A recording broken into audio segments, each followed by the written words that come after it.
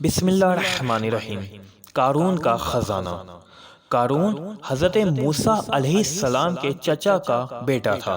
اور انتہائی خوبصورت تھا، اور اس کی آواز بھی انتہائی خوبصورت تھی، اور توریت اس قدر خوبصورتی سے پڑھا کرتا تھا کہ لوگ اس کو منور کہنے لگے۔ اور پہلے یہ زیادہ امیر نہیں تھا، لیکن اس کے پاس دولت آئی تو اس میں غرور بھی آ گیا اور اللہ کو بھول گیا، اور اس میں اتنا غرور آیا کہ اس وقت جو بنی اسرائیل والے لباس پہنا کرتے تھے، یہ ہمیشہ اس سے بارش بھر یعنی ایک بارش لمبا لباس سلواتا تھا تاکہ لوگوں کے اوپر اس کی دولت اور تکبر ظاہر ہو۔ اس کے پاس اتنا زیادہ مال اور دولت تھا کہ خزانے کی کنجیاں یعنی خزانے کی چابیاں اٹھانے کے لیے اس نے الگ سے لوگوں کو جاب پہ رکھا ہوا تھا، اور ہر کسی کے پاس الگ الگ خزانے کی چابی ہوتی تھی، اور ہر کسی کے ساتھ بدتمیزی اور بہت تکبر کے ساتھ گھومنے لگا۔ قوم کے بزرگوں نے قارون کو نصیحت کی کہ تم اتنا مت اکڑو، تو قارون نے جواب دیا کہ میں ایک عقلمند اور دانا شخص ہوں، اسے اللہ تعالیٰ بھی جانتا ہے، اسی لیے اس نے مجھے دولت دی اور مجھے چنا کہ میرے پاس دولت ہے۔ لیکن لوگ حضرت موسیٰ علیہ السلام کے پاس زیادہ جاتے تھے، اور یہ بات اس کو بری لگتی تھی، اور اس کے اندر جناب موسیٰ علیہ السلام کے لیے حسد پیدا ہو گیا، کیونکہ دولت اس کے پاس تھی لیکن لوگ پھر بھی جناب موسیٰ علیہ السلام سے محبت کرتے تھے۔ تو اس شخص نے جناب موسیٰ علیہ السلام کو نیچا دکھانے کے لیے ایک عورت کو بہت ساری دولت دی، اور دولت دینے کے بعد اس سے کہا کہ تم موسیٰ علیہ السلام پہ الزام لگانا۔ روایتیں بتاتی ہیں جناب موسیٰ علیہ السلام اپنی قوم کو تبلیغ کر رہے تھے کہ قارون حضرت موسیٰ کے قریب آیا اور کہا کہ موسیٰ تم یہ تبلیغ کرتے ہو لیکن تم نے ایک عورت کے ساتھ بدکاری کی ہے۔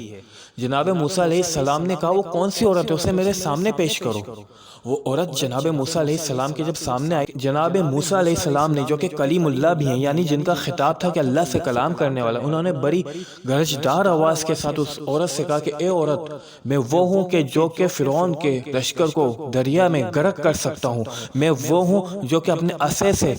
دریا کے اندر راستہ بنا سکتا ہوں، تو سچ بتا کہ میں نے تیرے ساتھ بدکاری کی ہے۔ وہ عورت جناب موسیٰ علیہ السلام کی اس انداز سے گھبرا گئی اور اس نے سچ کہہ دیا کہ اے نبی اللہ، میں معافی مانگتی ہوں، قارون نے مجھے آپ پر الزام لگانے کے لیے بہت ساری دولت دی ہے۔ اس طریقے سے قارون مزید ذلیل ہوا، لیکن اس کے دل میں جناب موسیٰ علیہ السلام کے بارے میں حسد بھرتا گیا۔ روایت ملتی ہے کہ ایک دن اس نے اپنا لباس بڑا خوبصورت سونے کا بنوایا، اس میں بہت قیمتی موتی اور ہیرے لگوائے، اور ساتھ ساتھ اپنے پورے لاؤ لشکر کو، جو اس کا خادم تھا، انہیں اپنے ساتھ ملایا، ان کے پاس بھی بہت زیادہ خوبصورت پوشاکیں پہنائی، اور ایک بہت خوبصورت سی سواری کے اوپر بیٹھ کے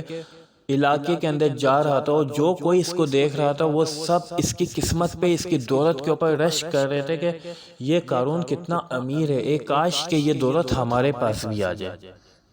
اور اسی طرح وہ چلتے ہوئے اس مقام پہ پہنچا کہ جہاں پہ جناب موسیٰ علیہ السلام لوگوں کو اللہ کی دعوت دے رہے تھے، اللہ کا پیغام سنا رہے تھے، اور اس کے اس انداز کو دیکھ کے جو لوگ جناب موسیٰ کا خطبہ سن رہے تھے، وہ لوگوں کی توجہ قارون کے اس لشکر کے اوپر پڑی، قارون کے لباس پہ پڑی، قارون کی سواری پہ پڑی، اور لوگوں نے جناب موسیٰ علیہ السلام کے خطبے کی توجہ چھوڑ کے اس کی طرف توجہ دینی شروع کی۔ تو جناب موسیٰ علیہ السلام قارون سے مخاطب ہوئے اور فرمایا کہ تو یہاں کیسے نکل آیا؟ تو اس نے کہا کہ اے موسیٰ،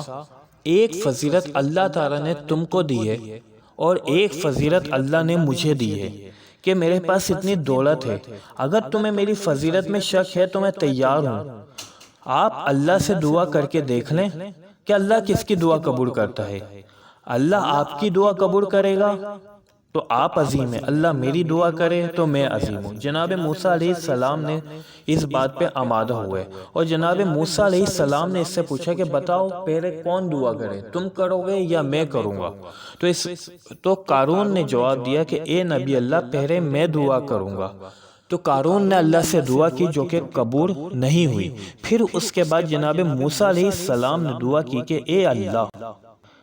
زمین کو حکم کر کے جو میں کہوں یہ مان لے۔ اللہ نے جناب موسیٰ علیہ السلام کی دعا قبول فرمائی اور وحی نازل ہوئی کہ زمین کو تمہاری اطاعت کا حکم دے دیا ہے۔ تو جناب موسیٰ علیہ السلام نے کہا اے زمین اس کو اور اس کے لوگوں کو پکڑ لے۔ وہیں پر یہ لوگ زمین میں دھسنے لگے اور یہاں تک کہ ان کے پاؤں سے لے کے سر تک وہ زمین میں چلے گئے۔ لیکن کچھ لوگوں کے دل میں خیال آیا کہ جناب موسیٰ علیہ السلام نے اس کو اتنی بڑی سزا اس لیے دی کہ اس کی دولت پہ قبضہ کر لیں۔ تو جناب موسیٰ علیہ السلام نے کہا کہ اے زمین تو اس کی مارو دولت اور اس کے جتنے بھی خزانے اور اس کے جتنے بھی مہر ہیں ان سب کو تو اپنے اندر سمو لے۔ تو پھر زمین نے ان کے حکم پاتے ہی اس کا تمام خزانہ زمین کے اندر دھس لیا۔ اس کے علاوہ ایک اور یہ روایت ملتی ہے کہ جب قارون زمین کے اندر اتنا چلا گیا کہ اس کی گردن تک زمین میں چلی گئی تو اس نے جناب موسیٰ علیہ السلام کو مخاطب ہو کے کہا کہ اے موسیٰ تم نے مجھے اسی لیے زمین میں ڈھسا ہے تاکہ تم میری دولت پہ قبضہ کر لو۔ تو جناب موسیٰ علیہ السلام نے اسی وقت زمین کو حکم دیا کہ اس کی جتنی بھی دولت ہے، اس کے جتنے بھی محل ہیں، اس کے پاس جتنا بھی خزانہ ہے، اس کے پاس جتنا بھی سونا ہے وہ تو اپنے اندر سمو لے۔ تو اسی وقت اس کے خزانے، اس کے محل زمین کے اندر سمو لیے گئے اور وہ جگہ ایک خالی میدان ہو گئی۔ دنیا آج بھی بہت کوشش کر رہی ہے کہ اس کے خزانے مل جائیں لیکن اس کے خزانے کہیں سے نہیں ہاتھ آ رہے ہیں۔